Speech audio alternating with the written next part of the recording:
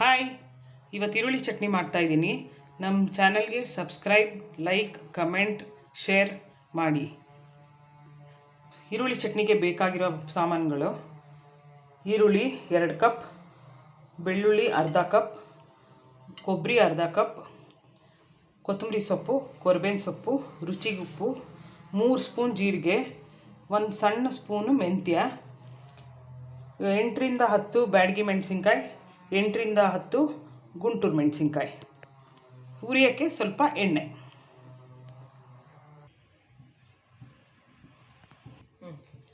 ಸ್ವಲ್ಪ ಎಣ್ಣೆ ಹಾಕ್ಕೊಂಡು 2 ಕಪ್ ಈರುಳ್ಳಿನ ಫ್ರೈ ಮಾಡೋಕ್ಕೆ ಹಾಕ್ಕೋಬೇಕು.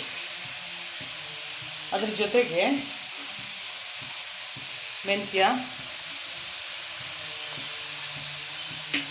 ಕೊರ್ಬೇವಿನ ಸೊಪ್ಪು, ಜೀರಿಗೆ, ಒಣಮೆಣಸಿನ್ಕಾಯಿ, ಗುಂಟೂರು, ಬ್ಯಾಡಗಿ ಇಷ್ಟನ್ನು ಸ್ವಲ್ಪ ಫ್ರೈ ಮಾಡ್ಕೋಬೇಕು.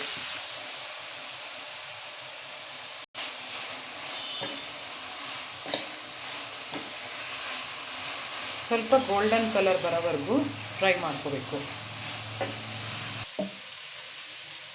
ಈರುಳ್ಳಿ ಫ್ರೈ ಆಗೋವರೆಗೂ ಮಿಕ್ಸಿ ಜಾರ್ಗೆ ಬೆಳ್ಳುಳ್ಳಿ, ರುಚಿಗೆ ತಕ್ಕಷ್ಟು ಉಪ್ಪು, ಕೊತ್ತಂಬರಿ ಸೊಪ್ಪು, ಕೊಬ್ಬರಿ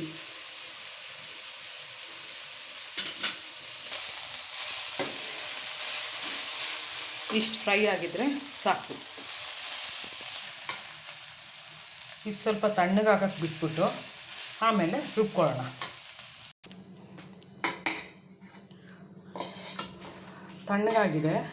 ತಣ್ಣಗಾಗಿರೋದನ್ನ ಮಿಕ್ಸಿ ಜಾರ್ಗೆ ಹಾಕ್ಕೊಂಡು ಮಿಕ್ಸಿ ಮಾಡಬೇಕು. ಅದ್ರ ಜೊತೆಗೆ 1-2 ಸ್ಪೂನಷ್ಟು ಬೆಲ್ಲ,